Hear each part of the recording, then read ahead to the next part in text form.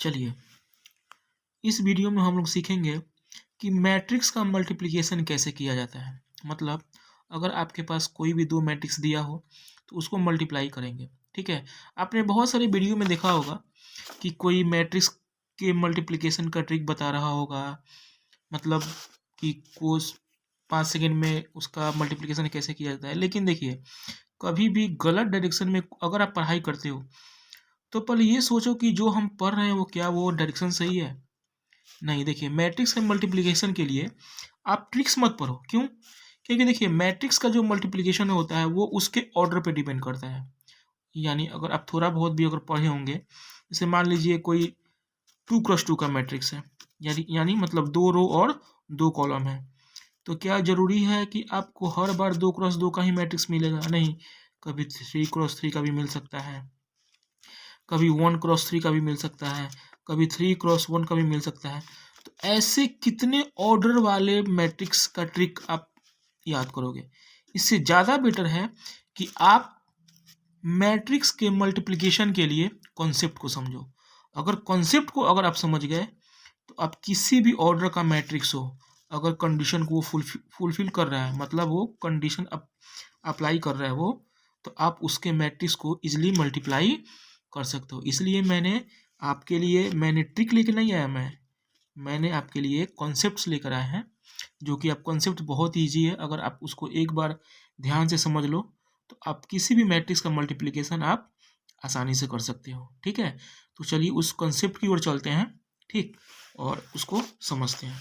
तो आज मैं इस वीडियो में मैं आपको ये बताऊंगा कि अगर आपके पास कोई मैट्रिक्स है, दो मैट्रिक्स, अगर वो समान ऑर्डर का मैट्रिक्स है, समान ऑर्डर का मतलब कि दोनों मैट्रिक्स का ऑर्डर यानी कि कोटि अगर बराबर है, तो उसका हम लोग गुना कैसे करेंगे, मल्टीप्लाई कैसे करेंगे।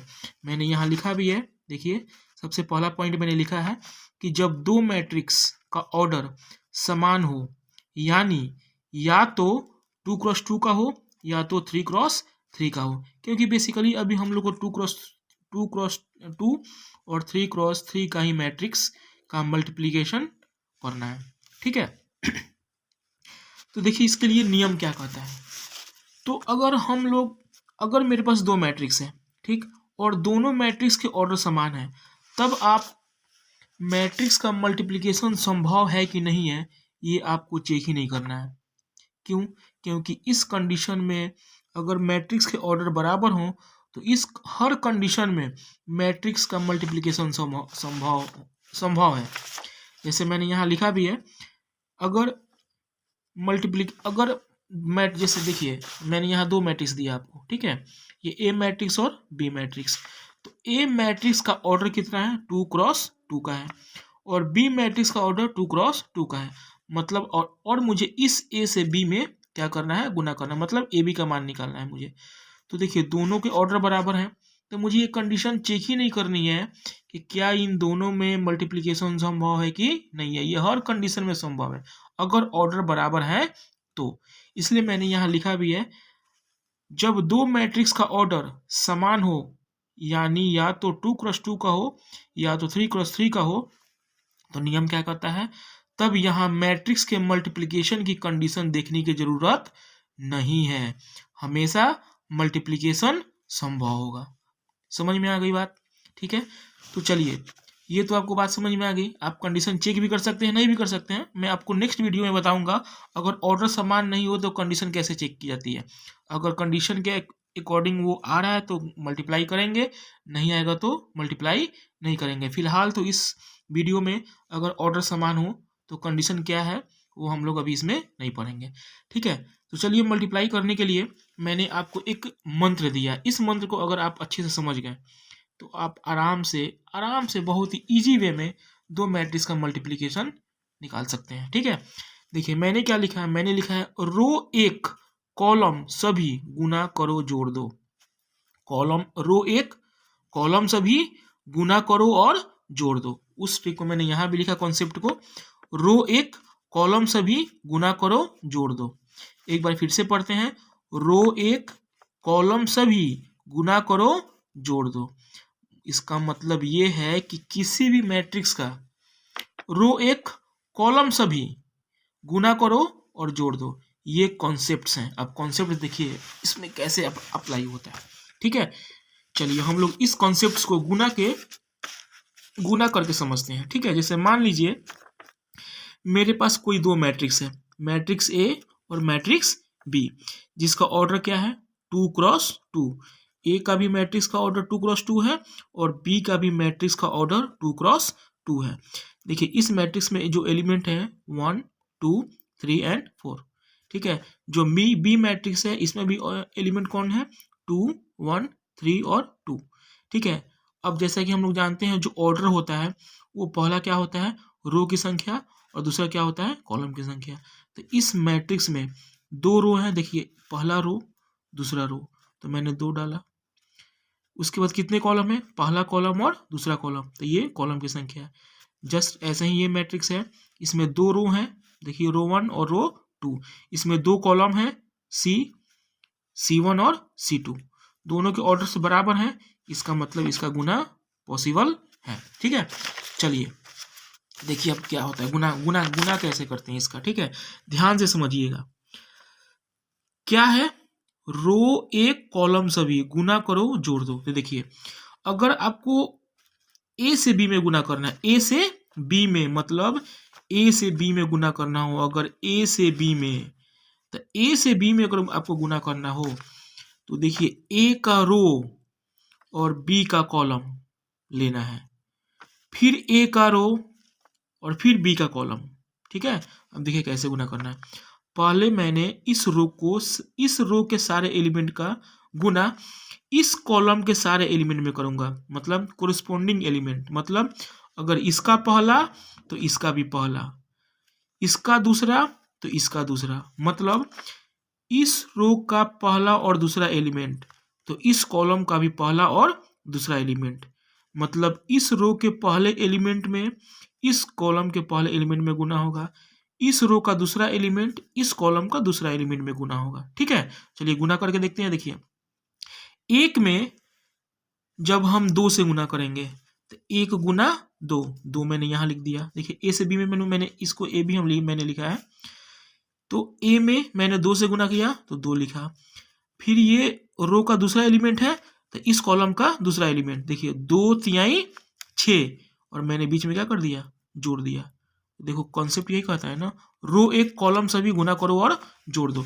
तो मैंने अभी एक रो के एक कॉलम से किया है, अब इसी रो के इस कॉलम से करेंगे, मतलब रो एक कॉलम सभी, रो एक कॉलम सभी। तो मैंने एक कॉलम में कर दिया, मैंने यहाँ लिख दिया। ठीक है, देखिए फिर से देखते हैं कॉन्सेप्ट को।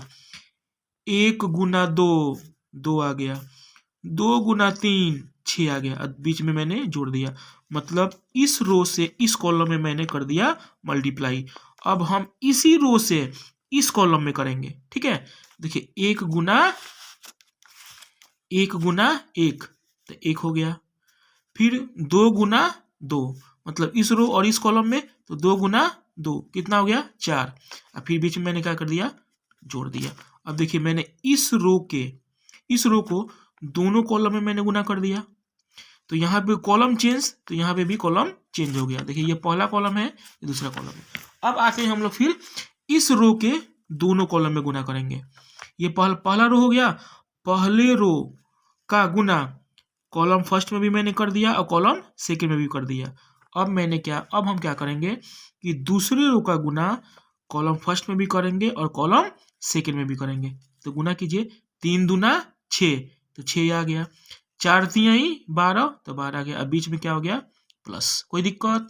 चलिए नेक्स्ट, 3 एकम 3, मतलब देखिए फिर इस कॉलम में चेंज करेंगे ना, तो 3 एकम 3, 4 दूना 8, अब बीच में क्या हो गया प्लस। देखिए सारा मैंने जो भी इस कॉन्सेप्ट से मैंने गुना कर दिया। अब करना कुछ नहीं है, सिंपली सबको जोड़ दीजिए, 6 2 8, 4 1 5, 12 6 18, 8 3 11। यही था आपका फाइनल ए बी का रिजल्ट, मतलब ए इंटू बी का गुना अगर कीजिएगा तो आपको फाइनल आंसर यही मिलने वाला है। ठीक है, समझ में बात आ गई। चलिए इसी क्वेश्चन को अब हम एक मतलब मैट्रिक्स मल्टीप्लिकेशन अब हम एक दूसरे क्वेश्चन में अप्लाई करके देखते हैं, ठीक है। एक क्वेश्चन और, ठीक। चलिए देखिए, मान लीजिए आपके पास कोई दो मैट्रिक्स है ए एंड बी, जिसका ऑर्डर क्या है 2x2, इसका भी ऑर्डर क्या है 2x2। इसका मतलब 2x2 का मतलब है इसमें दो रो हैं और दो कॉलम है, इसमें भी दो रो हैं और दो कॉलम है। मतलब दो रो का मतलब ये आपका फर्स्ट रो, ये आपका सेकेंड रो, ये आपका फर्स्ट कॉलम, ये आपका सेकेंड कॉलम। इसमें इस मैट्रिक्स में आएंगे, ये आपका फर्स्ट रो, ये आपका सेकेंड रो, ये आपका फर्स्ट कॉलम, ये आपका सेकेंड कॉलम, ठीक है। अब करना कुछ नहीं है, मैंने क्या आपको बताया था, रो एक कॉलम सभी गुना करो जोड़ दो, रो एक कॉलम सभी गुना करो जोड़ दो। देखो, रो एक कॉलम सभी में गुना करना है, रो एक कॉलम सभी में गुना करना है। एक बार फिर से मैं रिपीट करता हूं, रो एक कॉलम सभी में गुना करना है, ठीक है। देखिए, तो गुना कीजिए, 2 दूना 4, 0 इंटू 3 0, अब बीच में जोड़ दिया मैंने, ठीक है। फिर से 2 चौका 8, मैंने इस रो से इस फिर कॉलम में गुना किया, तो 2 चौका 8 और 0 इंटू 5 0 आ गया प्लस, यानी मतलब इस रो का गुना मैंने इस कॉलम में भी कर दिया और इस कॉलम में भी कर दिया, और रो वाइज लिखना है, ठीक है ना, रो वाइज लिखना है, ठीक, समझ में आ रहा है। चलिए नेक्स्ट, एक ही मतलब रो में लिखना है, इस रो में कॉलम बदल बदल के लिखना है, जैसे मैंने इस रो में पहला कॉलम, फिर ये एक इसी रो में दूसरा कॉलम लिखा। नेक्स्ट देखिए, फिर से गुना कीजिए आप, अब इस रो का काम इस दोनों में हो गया, अब इस रो का काम इस दोनों में कॉलम में करेंगे। तो इसमें पहला एलिमेंट पहले से गुना होगा, दूसरा एलिमेंट दूसरे से गुना होगा, तो 1 इंटू 2 कितना हो गया आपका 2 हो गया, ठीक है। 1 इंटू 2 2 हो गया, 6 में 3 से गुना करेंगे तो कितना हो गया 18 हो गया। अब बीच में क्या हो गया प्लस, मतलब इस रो का गुना इस कॉलम में हो गया, अब इसी रो का गुना इस कॉलम में होगा, ठीक है। तो 1 गुना 4 4 आ गया, 6 गुना 5 30 आ गया, बीच में क्या कर दिया मैंने प्लस कर दिया। अब करना कुछ नहीं है, जोड़ दीजिए, 4 प्लस 0 4, 8 प्लस 0 8, 18, 2 प्लस 18 20 आ जाएगा, और 4 प्लस 30 कितना आ जाएगा 34 आ जाएगा। इसमें आपका फाइनल, इसमें a इंटू बी का मान निकल चुका है, यही आपका हो गया फाइनल आंसर, ठीक है। तो ये पूरा का पूरा वीडियो कंप्लीटली ये सेम कॉन्सेप्ट आप 3x3 में भी लगा सकते हैं। वैसे हम 3x3 3x3 ऑर्डर का मल्टीप्लीकेशन नेक्स्ट वीडियो में लेके आएंगे, ठीक है। फिलहाल आप 2x2 मैट्रिक्स का मल्टीप्लीकेशन इस वीडियो से अच्छे से समझ सकते हैं, ठीक है। अगर कोई आपको प्रॉब्लम हो तो डिस्क्रिप्शन बॉक्स में मेल आईडी दी हुई है, वहाँ पे कांटेक्ट करें, और कोई भी टॉपिक में कुछ पढ़ना हो तो वो भी वहाँ पे मेल करें, वो टॉपिक को आपको वीडियो पे यूट्यूब पे आपको मिल जाएगा, ठीक है। तो नेक्स्ट वीडियो में आपको फिर से हम 3x3 ऑर्डर का मैट्रिक्स मल्टीप्लिकेशन लेके आएंगे, और फिर जो मैंने इस वीडियो में समान ऑर्डर का पढ़ाया है, नेक्स्ट वीडियो में आपको जिनके ऑर्डर बराबर नहीं है उनका मैट्रिक्स मल्टीप्लिकेशन कैसे करते हैं, उनका भी सेम कॉन्सेप्ट है, यही कॉन्सेप्ट है, सेम कॉन्सेप्ट, बट एक बार हम लोग उसको वीडियो में देख लेंगे तो सारी बातें अच्छे से समझ में आ जाएंगी, ठीक है। तो आशा है आपको कॉन्सेप्ट अच्छा लगा होगा, ठीक है। तो चलिए, स्वस्थ रहिए, व्यस्त रहिए, जबरदस्त रहिए और पढ़ते रहिए। चलिए, ओके, थैंक यू।